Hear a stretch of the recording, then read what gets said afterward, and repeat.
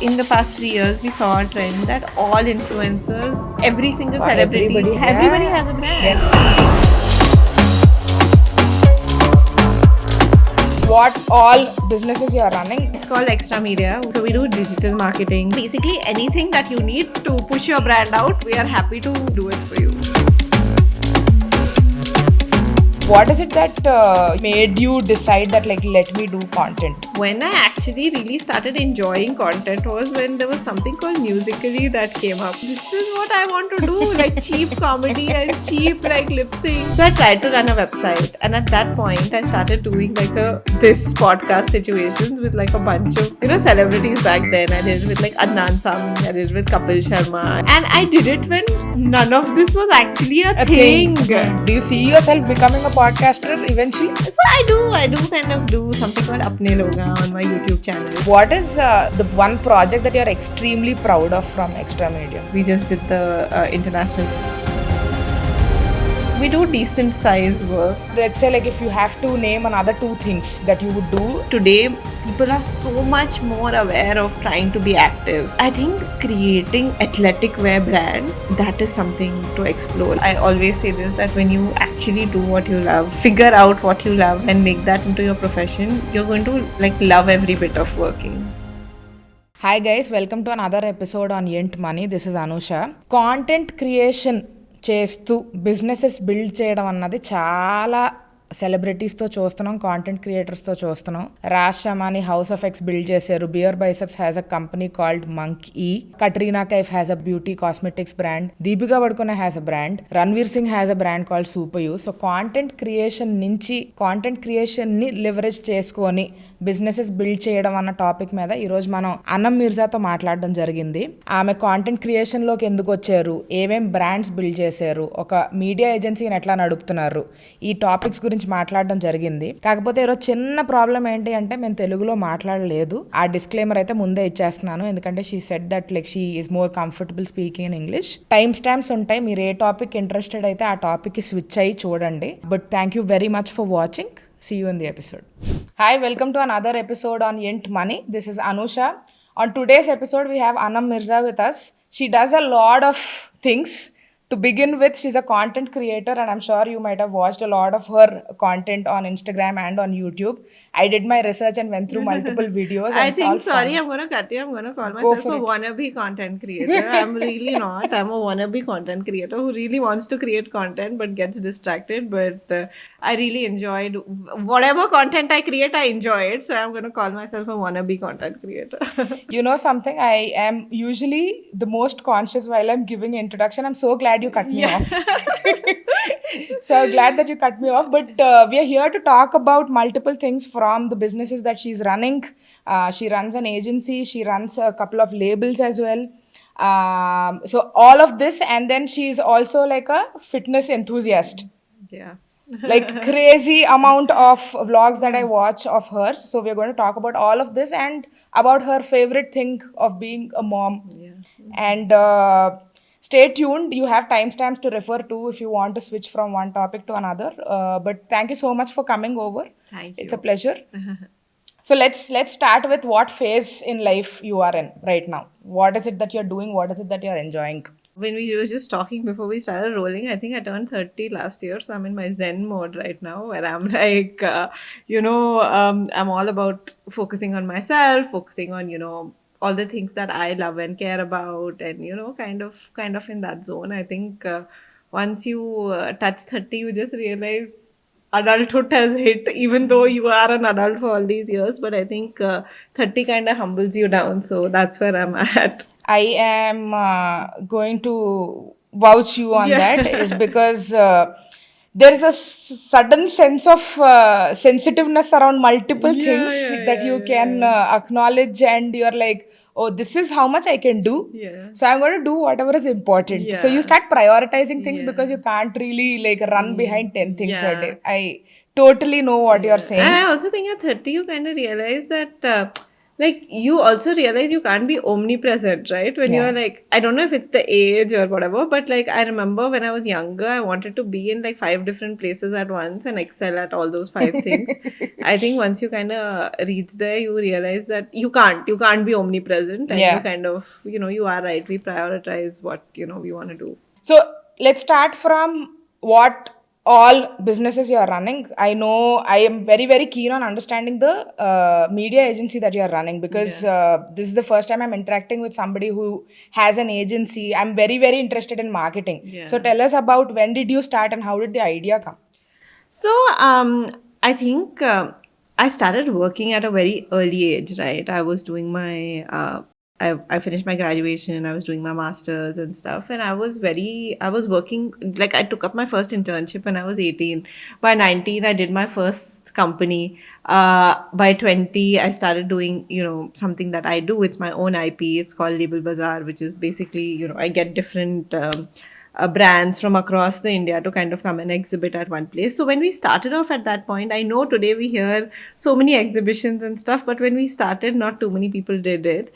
And when we kind of got into the whole exhibition zone, we got into it with very fresh and very, if I may say, Gen Z kind of marketing we started with, which I think a Okay. lot of exhibitions eventually adopted and stuff. But when I started Label Bazaar and I started marketing Label Bazaar the way I did, my close circle started reaching out to me saying, it's really interesting what you're doing. It's really interesting what you're doing. And I and my team organically started helping them. After a couple of months, we realized that we are anyway running an agency without actually having an agency. So that's how at that point we started Extra Media. I started it with one of my first employees then. Her name is Tanusha. She's an influencer now as well. So we started Amazing. it together at that point. And yeah, it's called Extra Media. We do marketing for a lot of places in Hyderabad. We worked with over 150 brands. I think I set up the company in 2016 or 2017, if I'm not wrong. Okay. And then we also realized that, as we kept doing, again, today there are so many ad agencies, digital marketing agencies. At that point, it wasn't like that. It was tough to find somebody, somebody who's also very affordable, but also not huge, also somebody who's giving like a very boutique experience. So for us in Extra Media, when, we take up clients, especially for advertising and stuff like that, it's all about kind of keeping the whole experience very boutique, which is why we've not gotten into getting more than a certain number of clients. It's always, we don't like to spread ourselves too thin, so we kind of, make sure that there is a human interaction constantly with our clients and stuff like that. And also, a digital marketing agency or an ad agency is not easy to run. It's a very high Yeah. pressure job and stuff like that, right? So yeah. And then I think as we kept growing and the market kept changing, I would say like the, whole from like 2015 to 2025, these 10 years, marketing also has taken a complete drastic, like a 360-degree turn as well. Right. So the brands kept growing as we kept growing. So they organically wanted to get into doing different types of events, and we had some eventing experience. So that way we kind of expanded our wings towards, kind of doing events and stuff as well. So we've done lot of events now. We kind of try to be like a, one point of contact for a client. Like we feel like that's something that we'd like. If I owned a brand, that's what Okay. I would like, right? I would like to have like one person who I can kind of reach out to do my event, coordinate, do my influencers, do all of my marketing things, do my outdoor, do my digital. So, that's what we kind of aim to be at Extra Very Media. interesting. What are the services that you provide? So we do everything. So we do digital marketing. So we do your conceptualization of your photo shoots. We do, obviously creating your artworks, all of that. Then we also help you kind of, there are a lot of people who want to work with influencers. We try to get them the best influencers that we can. So basically anything that you need to push your brand out, we are happy to, kind of do it for you. So yeah. And I think in today's day and age, it's so tough because with the way the marketing trends are changing, Yes. with the way everything is changing, by the time in like a week, 10 days, something new can happen on digital media, and we Yeah. have to kind of add that in a portfolio of what we do, Yeah. So, yeah. I remember when you're saying that it's ever changing. Yesterday we were posting a reel. We made a reel cover and the team has logged out, Yeah. right? There was an Instagram update Yeah. where everything turned into like a different Yeah, format. exactly. You know, I remember so well. It was one of my first clients. And they wanted to do a flat lay at that point. And I remember when Instagram started, like flat lays and pictures were such a thing, Yeah. to now where nobody wants to do pictures, everybody wants to do reels. Reels. Like it's Yeah. ridiculous, right? Yeah. Like by ridiculous I mean it's like such a 360-degree turn like we've taken, which is amazing at the same time, but it also adds a lot more pressure on you, your team, to kind of be updated with what's going on, what trends are going on, and all of that as well. Yeah. So if you have to draw like the differences from 2016, how the world was and how you were thinking when it comes to marketing and all of that, to now we're at 2025. Yeah. So what are the stark differences when you step back and like watch what you did back then and now? So I think I can speak for myself, and I'll speak for Label Bazaar because that's how we started out. When we started Label Bazaar, we knew that we had like a checklist of things, okay, that this we need to do to promote the event. So we would do hoardings, we would do a newspaper ad, we would do radio jingles, and our event was ready to go. We would do a photo shoot for what the hoardings and everything would look like. And when I think of it today, I do none of that now because I think outdoor is just faded out now. Uh, Radio, every time there is an ad, we tune out of it. And I'm not sure how many people actually listen to radio anymore because I myself don't remember the last time I tuned in. It's, Yeah. usually Spotify or whatever you're listening to. Yeah. And yeah, newspapers, I think after COVID, they've taken a complete backseat, to be honest. And I rather invest all that money into getting influencers on board or running, Instagram ads or YouTube ads or whatever, Google ads and stuff like that. So when I look at my own brand, the checklist that I had in 2016 to what I have today has completely changed. So I can't even imagine. And mine is just a small IP, right? So I can't even imagine for the bigger companies what a U-turn it must have taken. So for people who would want to work in this field, right, like somebody who just passed out from an MBA, what is your suggestion as to like if they should or should not start first of all to come into this? Yeah. And second thing is how do they keep themselves updated about these kind of things, and what options do we have for them to venture into? So I think the one thing that I personally think that really helped me out was before I got into doing any work of myself, I took my college to, college life completely dedicated to doing different internships. And I feel like so many of my skill set comes from there. I worked in a news channel. My first internship was with India Today in Hyderabad. I then did an internship with Barkhadat in NDTV. Wow, Then I okay. did, I worked at JWT, which was an ad agency at that point. I did like so many different like internships, to be honest. I feel like that helped me add and understand what I actually wanted to do and what I was good at and stuff like that. So, my advice to anybody constantly is like, don't just stick to doing one thing. I know in today's day and age, it's very easy to kind of do that. Just kind of explore. Like, college is like the time to explore. And I'm so glad I took that. I may not have been a great student. Like, I was honestly never a wow student. But I think I spent so much time doing these internships and doing all these, extracurricular things that I'd like to call myself Jugadu. That's what I became. And I think that's what really kind of helped me in life as well now. Yeah, being Yeah. street smart, I think, is a skill set that will always come handy no matter which industry. But I also think it's a skill set that you have to develop doing different things. Like, for example, every time when we are hiring somebody, right, I'll be like, what should it be? I'm like, just get somebody who's worked in events. Because I feel like when a person works in events, they work in so much high pressure. They work in so much like, quick speed. And I'm like, they'll pakka bhi jugadu. So I'm like, anybody who's worked in a event agency or something, get them on board as soon as possible because I feel like they're the most jugadu people. Interesting. When you're talking about hiring, because I belong to Yeah. that field, like I'm Yeah. into recruitment, Yeah. what's the most difficult part of managing people? I think for me, I've been really lucky that I have an amazing team, and we are actually a team of really close girls. We are a lot of girls in office and stuff like that. So I think for me, when I obviously it's a startup situation, right? Correct. It's not like a big corporate situation happening. So I think for me, one of my toughest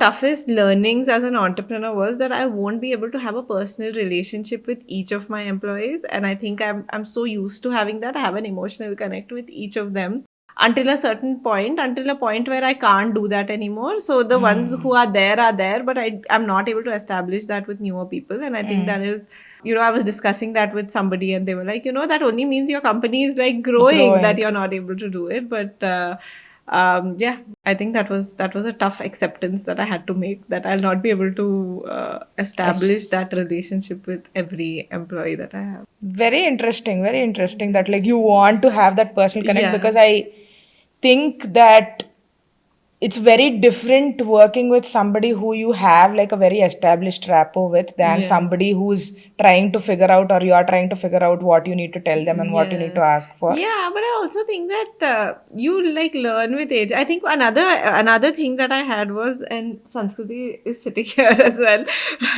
But I think for me, one of my other, so I feel like because I had a very young team when I started with, and obviously I was also young, so we kind of grew together as well. So I think kind of. Watching them also grow with you, and I truly believe that when you have a team, when you grow, they should grow with you, type of a situation. So yeah. I'll come to the content creation part, but like, do you follow any content creators, influencers, or entrepreneurs that like you really get inspired from?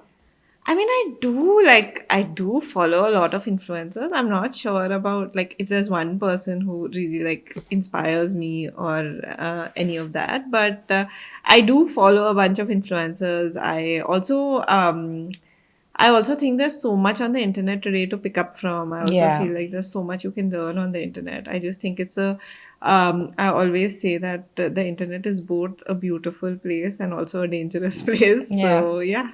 Agreed. So when we're talking about internet, let's then come to the content creation part. You're doing a phenomenal job, by the way. I don't want you to be like undermining yourself, saying that like you're a wannabe content creator. Yeah. You have, I think, 420K plus followers on Instagram, and after stepping into this world, I realize and understand how difficult it is. So you're definitely not a wannabe content creator. You are there. Yeah. You have arrived in the content creation space. What is it that made you decide that like let me do content? So I'll tell you, to be honest with you, I have seen so many people turn into influencers in front of me. I've seen them go from like literally 1K followers to like 300K followers, a million followers, or whatever, right? And I have always had an open profile. Even before it was a thing, I always had an open profile where I like to post my pictures and stuff like that. I think that was the time when this whole influencer culture was just beginning to seep in. It had not even seeped in. And I was very sure that I am like a person who turns up everywhere in cargo jeans and a t-shirt like this. So there's no way these aesthetics are going to go with me. So I've honestly never been a kind of person, who's all about being aesthetic and stuff like that. It just doesn't come to me naturally. But I do know a lot of influencers. I do know a lot of people who have that aesthetic built in them, right? Yeah. You know what I mean? Yeah. But for me, I just couldn't fake it because that wasn't my personality at all. So I always had an open profile, and my obviously followers were increasing, whatever. It wasn't a big thing then. And then I think when I actually really started enjoying content was when there was something called Musically that came up. It was much before TikTok and all of that, right? You would lip sync. And I was like, this is what I want to do, like cheap comedy and cheap like lip sync and all of that. So I think I did some content here, there, everywhere. And then TikTok came, then Reels came. When Reels came, I was like really intrigued by the whole thing because I could actually, put out like my personality or, exactly of what I do through this and stuff like that. But even today, of course, I do get a bunch of brand deals for my Instagram or whatever. But I think for me, content creation is everything that I do because I want to do, right? Like, for example, today you see even when you go for weddings and stuff like that, the bride and grooms are doing reels, the families are doing reels and stuff like that. You're doing it because you all want to do it. They may not be content creators. So I like to call myself a wannabe content creator who wants to create content once in a while and then wants to switch off and then not create content at all, right? But COVID May, when the reels picked up, I really enjoyed it. My husband also really enjoys making. You used to enjoy making reels with me. Now he doesn't. Please, guys, if you're watching, please tell him to make reels with me. Now I'm like, please make it, please make it. And I feel like we've always made reels because we want to make reels. Like it's we Yeah, all it's fun. yeah, exactly. So I think when we got the YouTube silver button, I was like, can I finally like write YouTuber in my description? Because it's been a dream to kind of call myself that. And I still can't believe I'm that. And even if you look at my YouTube content, it's like, Very matlab, free flowing yeah, and it's never this thing. And so many people, so many times people will be like, it's just like you're putting clips together and stuff like that. Obviously, there are negative comments as well. And I am like, yeah, but that's the point. Like, I'm not faking any of it. I'm literally trying to give you a window into like what my life actually looks like. Like, Yeah. it is multiple clips put together of my life. That's all that it is. But it is because that's exactly who I am. And if somebody wants to get a little insight into what my life is like, it's perfect for them. Very nice. So I think content creation, again, after I stepped into this space, right? Like I've been interacting with a lot of content creators to understand what works, what doesn't. After multiple conversation, one thing that I realized is you do not have a formula to it. You just be yourself. Yeah. Initially, when I started having these conversations, when people used to tell me be yourself, I used to be like, that's such a stupid suggestion to give for somebody who wants to, do podcasts and all of that. But later I realized that I think being yourself is how you place your, uniqueness into the world, and whoever likes it. Whoever doesn't, I think, doesn't. No, that is so correct, and I've been lucky enough to always do that. It was by coincidence that I was doing that, but it was honestly, I did, of course, like, you see so many influencers, you want to, like you obviously want to imitate them or whatever, right? And Yeah. especially when you're younger and stuff, I have tried it to realize that this is really not my like cup of tea. I can't do this. So Yeah. coincidentally or by chance or fortunately, I've always been a version of myself on the internet. I just feel like we all have multiple versions. We pick 1, 2 versions that we want to show the world, and I think that's okay to kind of be there, being authentic and stuff like that. So yeah. That's a good point. Yeah. That's a good one, that like we all have multiple Yeah, versions. yeah. It's impossible to show all the versions to a virtual family, right? Like Yeah. I like to call them a virtual family, but whatever you choose to show, I just think making sure it's a version of you is important. I think it is impossible to show all your versions to It's anybody, impossible. right? Exactly. Imagine it's impossible to show it to anybody, showing it to like 200,000 people. Yeah. But I think, like, for example, what I mean by different version is I will be this person who will probably turn up in tracks to every event to actually, once in a while actually dressing up really girly and showing up, right? So there Yeah. are different versions of you. And yeah, I think it's beautiful that we can actually choose to show that to the world. I don't think any of us should be forced to show it to the world. I think we can choose to show it. And if we do choose to show it, I think it's a beautiful thing. How long have you been married for? 5 years. How's it going? Great. Well, he's one of my best friends. I think we were friends before anything else. So, yeah, we are literally like best friends. So, yeah. Amazing.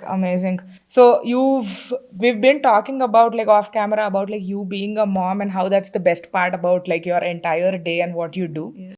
Is it really difficult because you're doing so many things? And a content creator. Content creation, guys, let me tell you, is a full-time job. Yeah. You cannot step away from it. But you're doing so many things. You're a content creator. I see that like you're very, very focused on your physical fitness as well. And then managing a relationship Yeah. and then a daughter. Yeah. How are you juggling it?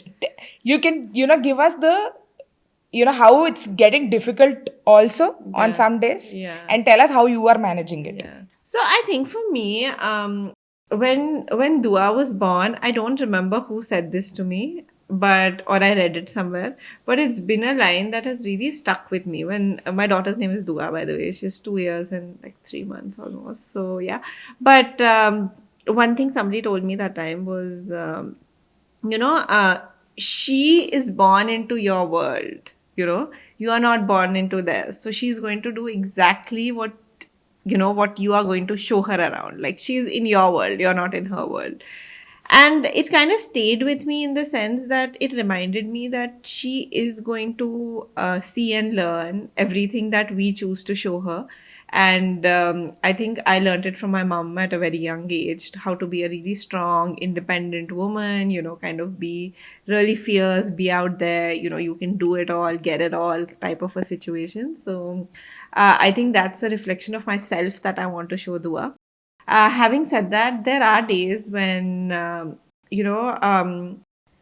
are days when I have to go to a meeting, no matter what.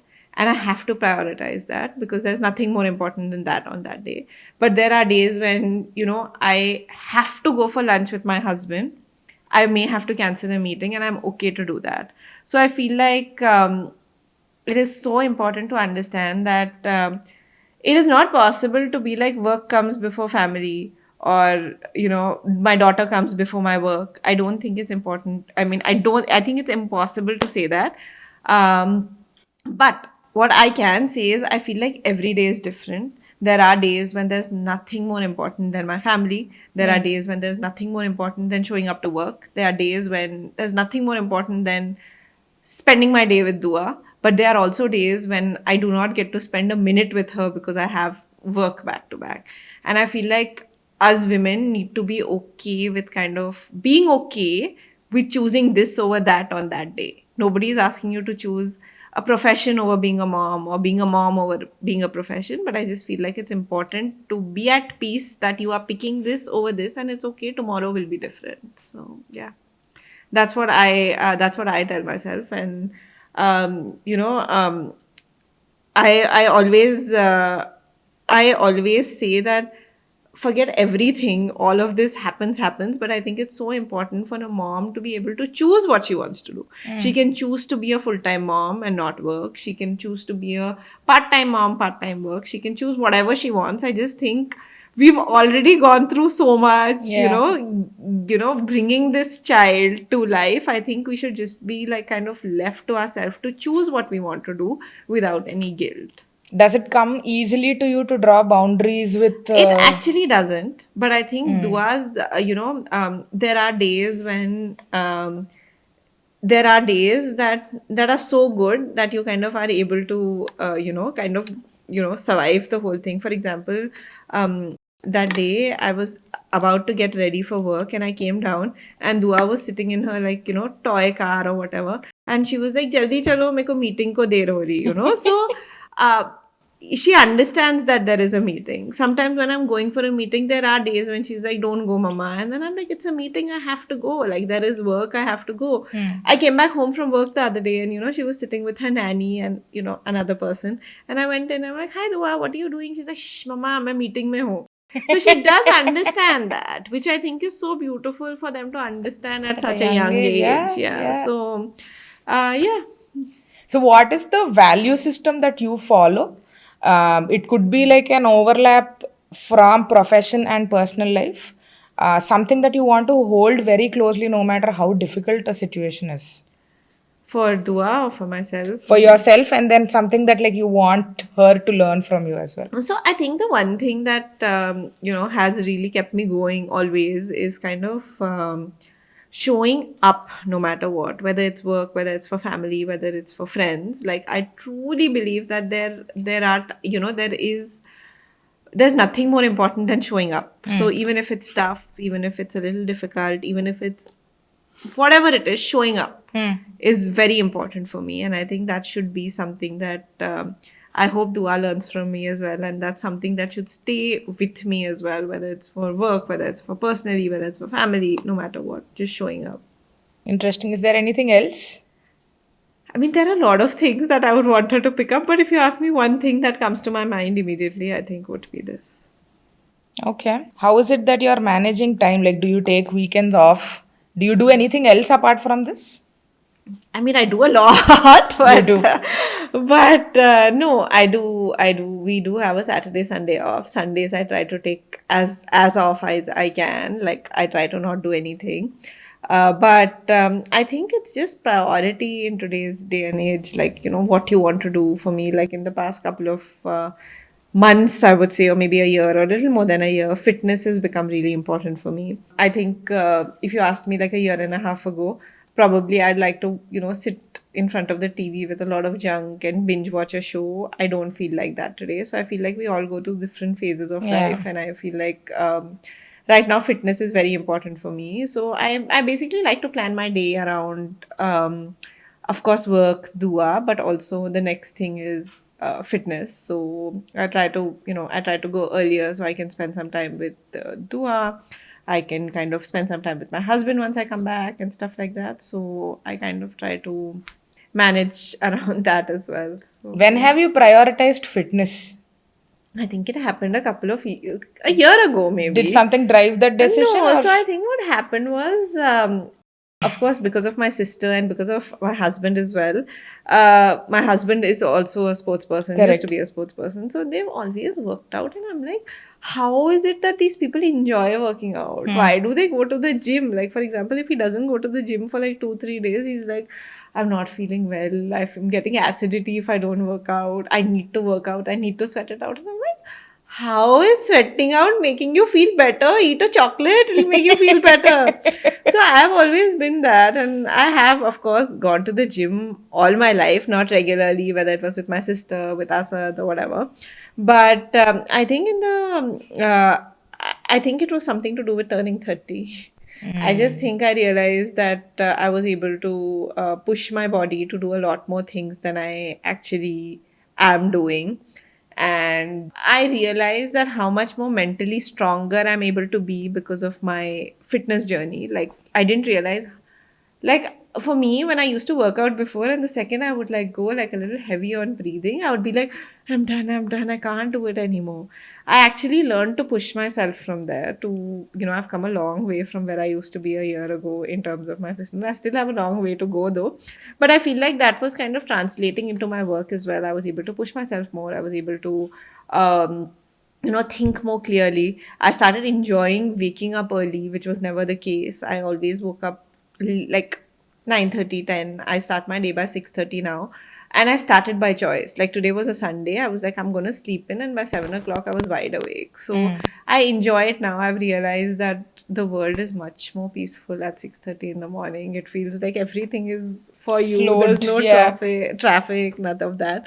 So I really enjoy that. So it gives me a couple more hours during the day. I just feel like we I mean, I don't know for how long I'll continue, even though I hope I do, but I just feel like we all go through different phases in Phases, yeah. life. And I feel like that's the phase I am at right now. Like maybe a year ago, it was about going out on a Friday night or a Saturday night, or, it was that. It's not that now.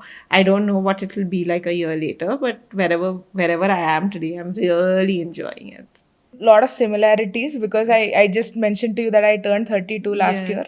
I lost 30 kgs. I'm Yeah. still trying to Oh, lose more wow. weight. Oh, wow. Again, like you said, how physical fitness translates into like your Yeah. mental health Yeah. being better, Yeah. and Yeah. how whatever you're, receiving from there, like that spreads across Yeah. other aspects of your life.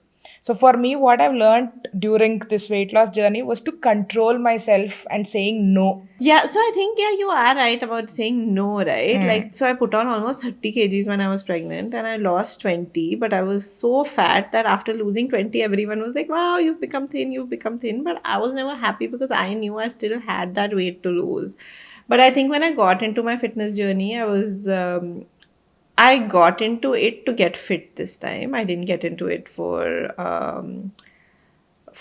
losing weight. Losing weight was just a byproduct that came out of it, and it was honestly a life changing experience for me because I was always a thin girl, always all my life, and then suddenly I wasn't. And to be honest, losing those whatever weight that I had lost after pregnancy and stuff, I was like, fine, I'm okay with fine, whatever. But when I started working out, I started sticking to a diet. I was lucky enough to find a really nice trainer as well. So I think it was it. I mean, I still can't believe that.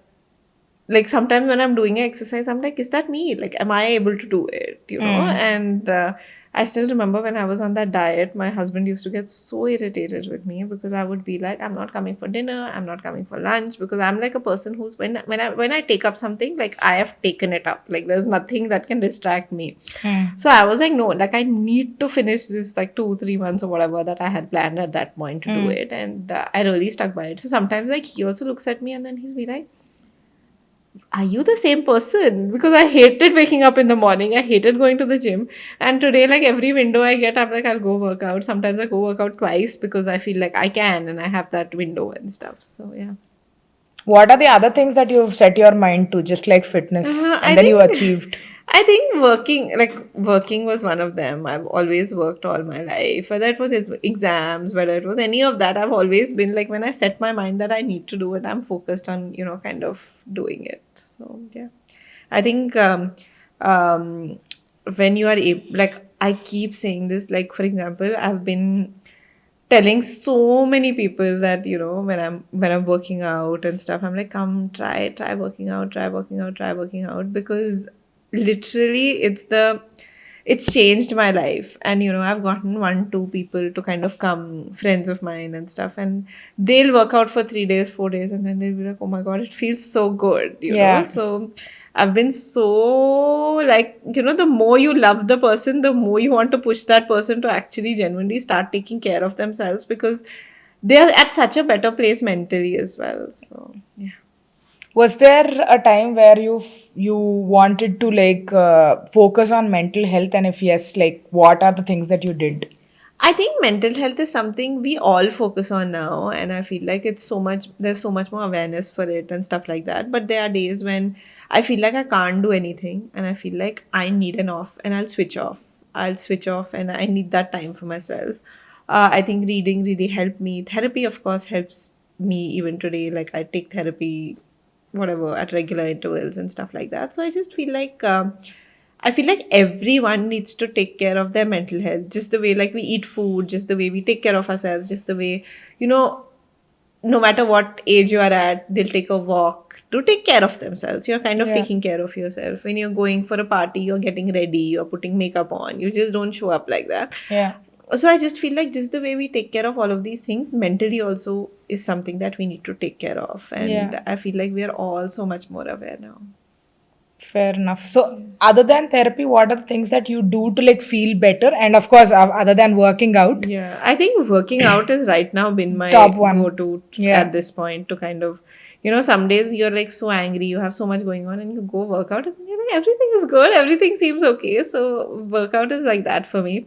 But I think, sometimes slowing down also really helps, whether it's professionally, personally, just kind of slowing down, taking things easy, taking things slow. All of that helps. Spending time with family, spending time with Dua, Asad, all of that as well. Do you travel? I do travel, yeah. How often, and like, do you enjoy it? Where do you like So going?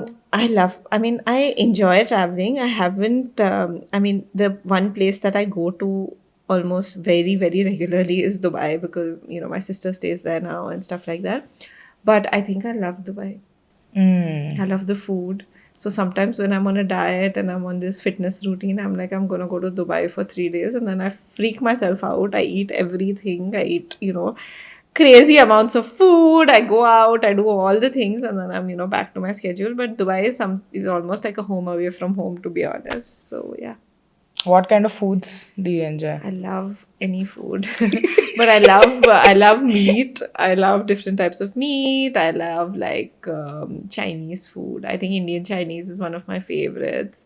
I love anything sugar. I love any desserts. I'm in love with desserts, and today's my last day of eating as well. So I'm just right now thinking, what will I be eating for dessert today? What do you mean? I'm gonna go on my diet again now. So You took a break, is it? Yeah, I needed a break. Okay. What are your favorite places in Hyderabad to like go get some good food? I think there are a lot. Actually, I'm discovering a lot of new places now as well, because I never went out much. I mean, I still don't go out much, but there are so many new places now, right? Like, I think the food from Shoyu is so good. It's my favorite. Like, if What's I'm your eating favorite in shoyu?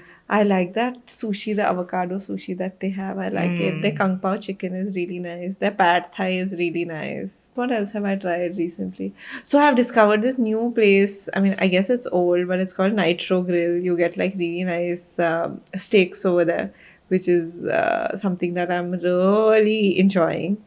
And what else? What else have I tried? I've been trying a bunch of shawarma places. I discovered a place in Hyderabad that gives. I mean, that doesn't serve, but you can buy. What Ben and Jerry's ice cream from. Okay. So I love Ben and Jerry's. So it was like a proper discovery for me. Oh my god, they have Ben and Jerry's ice cream here. So Where is it? Is this place called Mistin? It's that road number 12 wala road. So Okay. over there you get all these things that are from different countries. So you are getting the Ben and Jerry's ice cream, and the cookie dough is my favorite. So I'm very excited about it. Maybe that's what I'm gonna eat today. So what are the food, like what are the changes you made to your diet when you like switched to like, wanting to become fit and all of that? Because I remember taking that road. I started controlling portions because for me, like 2 years back when I started this journey, right, to lose weight, it was always like a do or die for me before that, which is why I never lost weight. I was like, either you are fully on diet, not eating any junk, you have to eat healthy, work out, and then like stick to your goals. Within 3-4 days, you're like, I screwed everything up, so let me go back to my normal. Yeah. After which I realized that portion control Yeah. and trying to control whatever you like. You eat your pastry. Yeah. But you ensure that all the rest of your day you're eating clean. So Yeah. these are the things that I changed. Yeah. What are the things that you switched in your diet? So I mean, I was going on a very intense diet that my trainer had given me that at that point that I Okay. do not remember now, or I would have shared it with you. But basically, I was eating a lot of complex carbs. But I feel like each to themselves, right? Like for example, for you, it works like that. For me, the thing is, the second I'm like, I'll eat one spoon. The second the one spoon goes, then there's no stopping for me, basically. So for me, it has to be that if I am in that routine, I need to be in that routine. So literally, I think for like 2 months, I ate the same thing for breakfast, lunch, and dinner. Because it was in my mind that this is what I need to eat. That's all, So I feel like we all work differently. So for me, it was that, and I think the second thing was not eating out. I feel like that really helped me, to be honest, like to eat at home and stuff. And like I never had this adat of having sorry, I said adat, but adat basically I'm guessing Habit. no, yeah, it means. But I never had this habit of having a tiffin box come to office for lunch, but I've started doing that now. And I think one more thing that I kind of changed is that I used to eat when I used to get hungry. Like I would eat breakfast and then I would skip lunch or whatever. I would have coffee sometime, like that I would do. But I started eating on time, basically. I started, breakfast was at 9:30, lunch was at 1:30, dinner was at 7 o'clock. So no matter what, this needed to happen for me. So yeah. But I know I was mentioning food, but I must say the one coffee that you all need to try is from True Black. I have it every single day. I think everyone in our office also has it. It's the True Vanilla Iced Latte. I love it. You know what? You're at, I think, the 5th person or the 6th that has come on this show to talk about True Black coffee. Yeah. My favorite, my go-to there is Valencia Orange. I need to have it at least once in a week. Otherwise, like I don't feel like at peace to like I totally go into get the it. next week. Yeah, I totally get it. Okay, all right. So we've spoken about a lot of things. I want us to step back. If you have to start a business today, all right, like let's assume that you want to start something new today. You want to abandon everything that you've built so far. Where would you invest your time and energy? I think, funnily enough, as much as a wannabe content creator that I was, I think I would have done that. So basically, a lot of people don't know that when I was 19, I started a company called Ink to Change, basically. Okay. And Ink to Change was basically, I was really passionate about kind of doing media, like proper mainstream media, but actually kind of, putting out news that is unbiased and stuff like that. Because at that point, news channels were one of the main sources of news. Like we didn't have this much active, WhatsApp or whatever, like WhatsApp or whatever, Instagram. We didn't get, the only main source of getting news was the news channels and next day in the morning from the newspapers. So I tried to run a website, and at that point, I started doing like this podcast situations with like a bunch of celebrities back then. I did it with like Adnan Sami, I did it with Kapil Sharma, I did it with a bunch of cricketers. Wow. And I did it when none of this was actually a thing. Maybe this was 2012 or 2013, maybe. That's when I did it, and I just feel like I wish I stuck to it. Yeah. Like, I really wish I stuck to it. I was telling somebody the other day, if I was stuck to it, God knows what I would be today. I was telling them. So, I just feel like that is something that is very important. Digital media. And I feel like now, whether you're whatever brand you're running, whether it's a clothing brand, whether it's a food brand, whether it's an ice cream brand, no matter what it is, I just feel like it is, no matter what you are, there's no escaping social media. There's no escaping creating content. Yeah. And now, like how everybody says is that everybody wants to see who's behind the brand. I feel like nobody escapes social media. Everybody has to create content. So I just feel like I would have just put all my energy and everything into content creation I should have done that in 2012, 2013. If you ask me to do it today I'll not do it.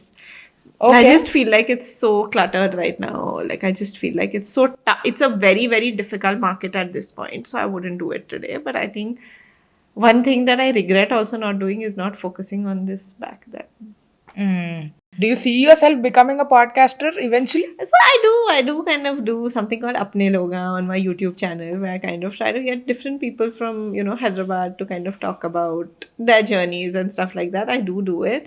I just feel like podcasts should come very naturally to me because I've studied journalism. I've always wanted to be a journalist and I never was. And I feel like I just feel like I'm able to live my dreams through my little wannabe content creation world that I have, of being a little bit of a journalist, little bit of a fashionista, little bit of a, fitness influencer and stuff. So through that little window that I have, I'm able to live all these wannabe lives that I want to live.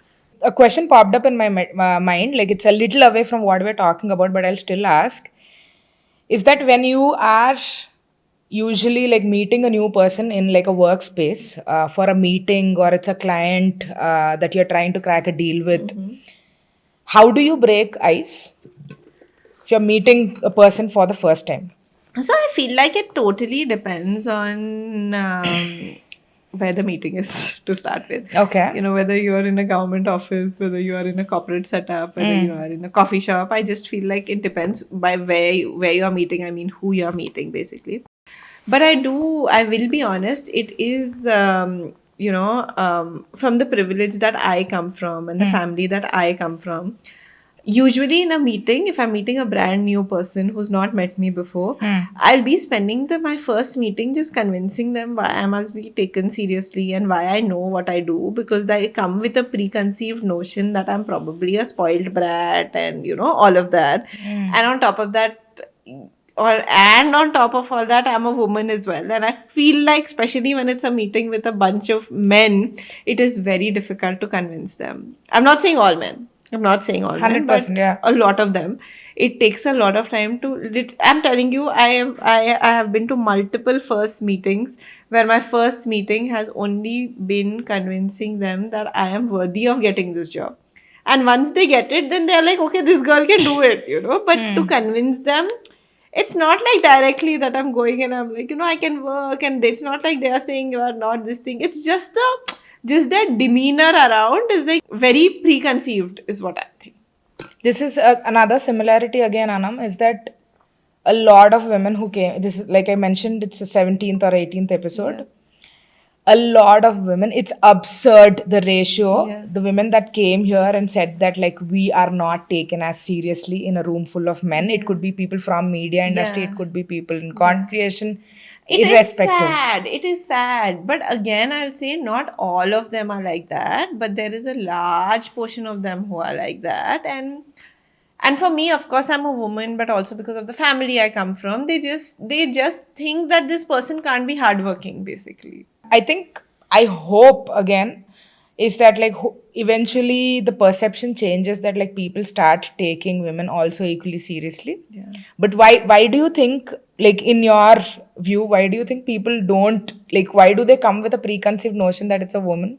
So it's all right, like we'll just listen to them and see like how it goes? I just feel like, I mean, that's a fundamental problem, generational problem that we've had, that they are doing that. But I often find myself so like conscious when I go for a meeting, especially when it's with men, not for any other reason, because I want them to take me seriously. Like normally, if I'm going for any other meeting, I probably won't think about what I'm wearing or what car I'm going in. Like I'll think of all those things because in my head I want them to take me seriously, and they're not taking you seriously because whatever their reasoning may be. But I just feel like I actually did a video on this as well, where I was just talking about it. Like we were trying to do an event, it was a corporate event or whatever. And I remember we were an all girls team at that point, and we spent so many days just convincing them why we are worthy of getting this job. And when we finally executed the event and all of this was over, they were all so stunned and happy, and it made us so happy. But when I went back home, I literally went back home with a heavy heart that I didn't understand why was it that I had to prove myself to these people. Like at one point, we were literally proving ourselves to them. I mean, was it a conscious decision to have all women team?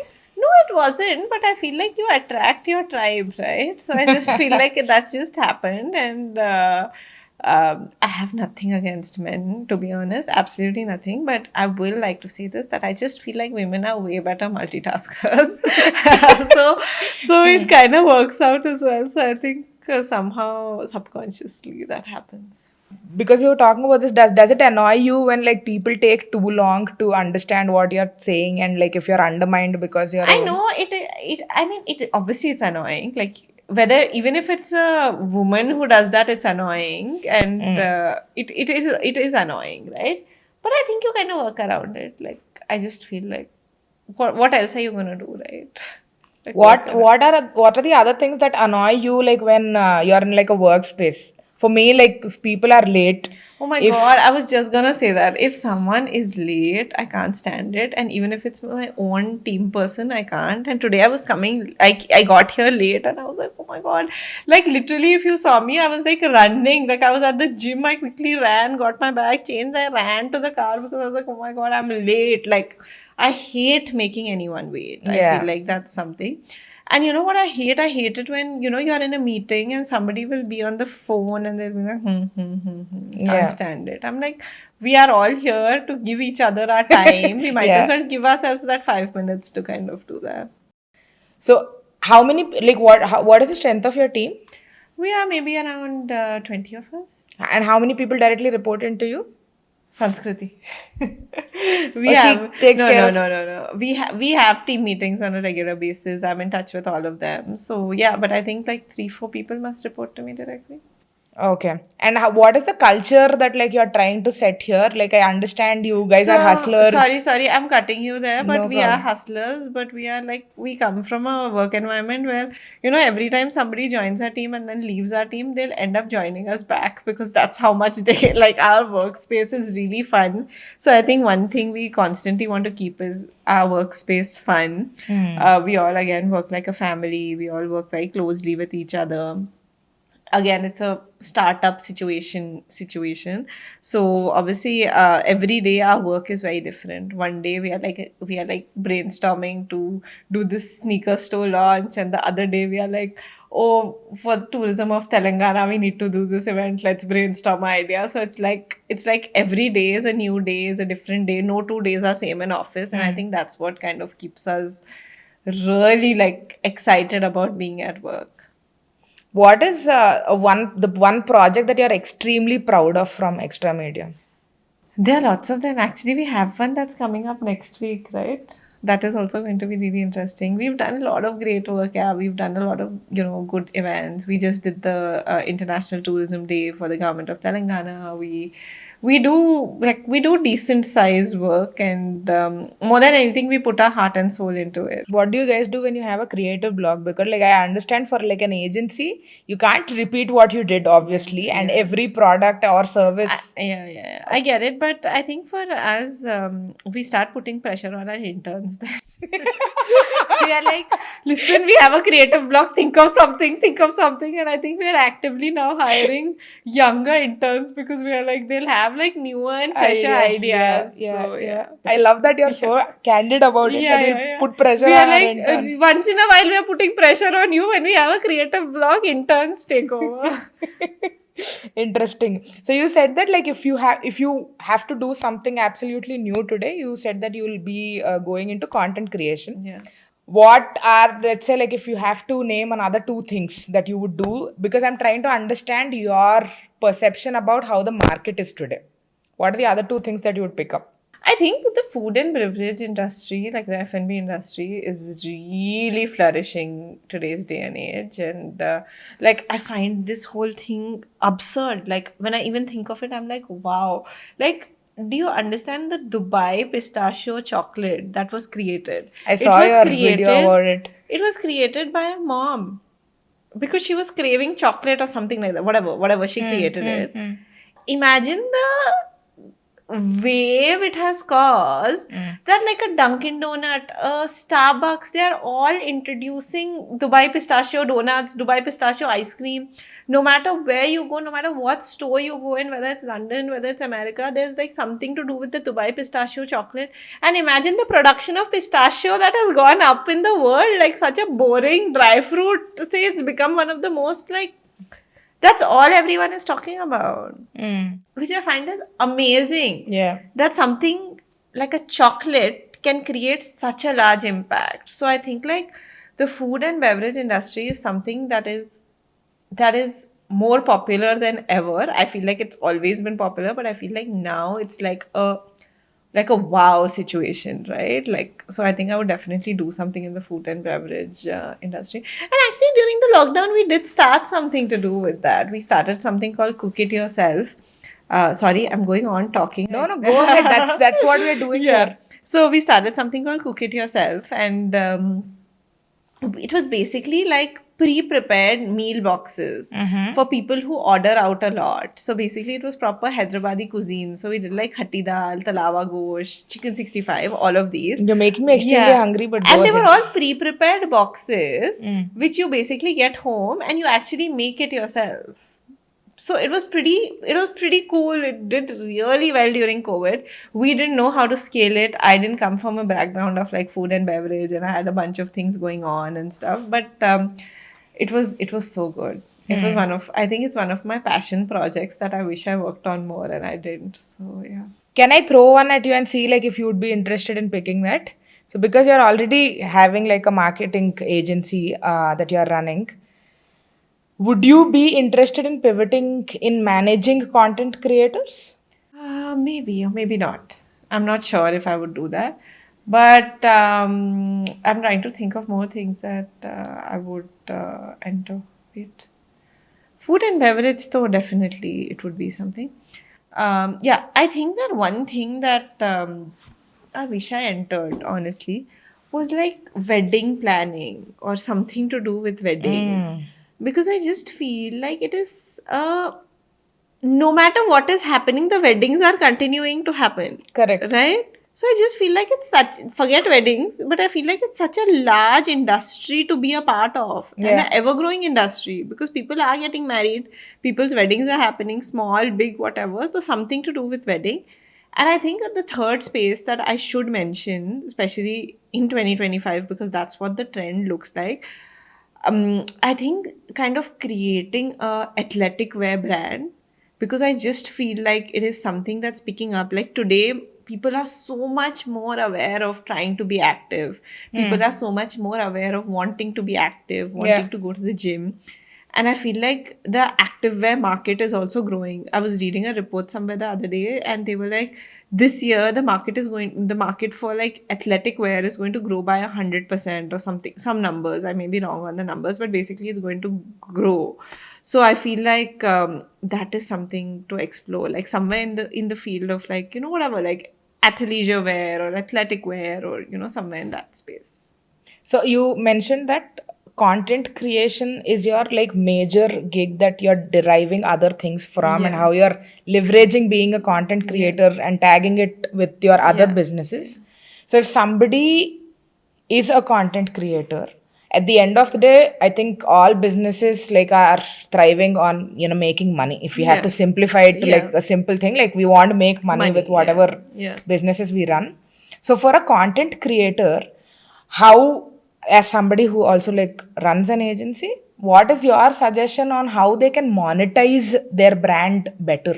I just feel like if we look at like the past 2 years trends or even 3 years trends, so many of the influencers, like I just feel like they all build an audience. Correct. And I feel like in the past 3 years, we saw a trend that all influencers kind of started their own brand, started their own makeup brand, started their own clothing wear. I feel like almost every other influencer did that. I agree. Yeah. So I feel like it took them some time to actually understand that all of this can actually be translated into a business on paper as well.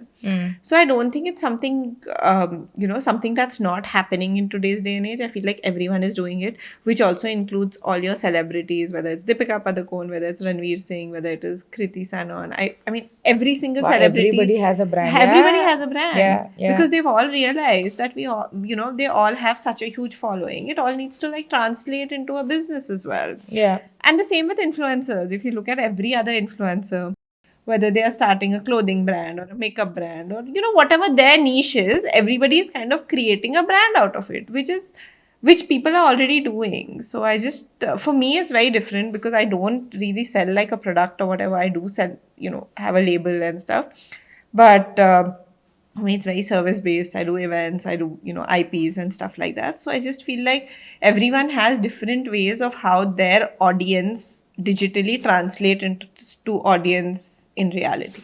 Is there like a brand that like you really enjoy watching the content that they're producing and really look up to the campaigns that they do? I mean, I won't say brand, but I feel like that influencer Deepika Khosla or something. She started a brand called Indie Wild or something like that, and when Okay. it was like a skincare brand and stuff like that. I feel like the branding for that is also really good, and I feel like she was one of the first few influencers to kind of introduce it. So I find that also pretty amazing. Okay. So I have one last question for you. Assume you're talking to somebody like at like their early 20s who are trying to figure out, who wants to do a business at the same time, wants to do like an internship to figure out what they really enjoy. If they want to step into this world of, it could be content creation, it could be making ads, it could be editing for that matter, making like editing videos for other content creators, what would your advice be that like that they should take home? I just feel like just not to kind of imitate what is happening in the world. I think that's something that's so easy to do today. Like, you see something on your reel or you see somewhere on internet and you kind of immediately are like, oh, let me make this again, or let me like recreate this, or let me be like this person or whatever. I just feel like being authentic to who you are, your ideas, your beliefs is very, very important. And I feel like that's what kind of takes you the long way. So my advice to anybody would be just that. Just be yourself, do what you love. And I always say this, that when you actually do what you love, if you're fortunate enough to actually figure out what you love and make that into your profession, you're going to like love every bit of working. So And your suggestion on somebody who might be, beating themselves up when something's not working out? I just feel like for example, when I started my fitness journey, and I should have mentioned this before, but work-wise things were not going as I would have expected them to go. But I think something that kept me going was seeing progress in my fitness. That kind of pushed me to push myself more at work. So I just feel like finding that little window where you can kind of de-stress and understand that nothing is permanent, right? When things are too good, also they are not permanent, and when the things are too bad, also they are not permanent. It's going to change. The only thing that can't change is you can't stop. You kind of have to keep going. So just kind of remind yourself that keep going, and I truly believe that if you truly believe and put your heart and soul into everything, you get through everything. So yeah. Wonderful. So we've come to the end of the podcast. You put the True Black coffee in my head. So like I think me too. Even I was about to be like, shall we order it now? But I think we're done, so I'll go get it. Fair enough. Thank you so much for Thank coming you. over. Thank you so It was much. an absolute pleasure. Same. It was a wonderful conversation. I think a lot of entrepreneurs are going to derive like a lot of things from this podcast. So really appreciate you coming over. Thank you very much. Thank you so much. Thank you.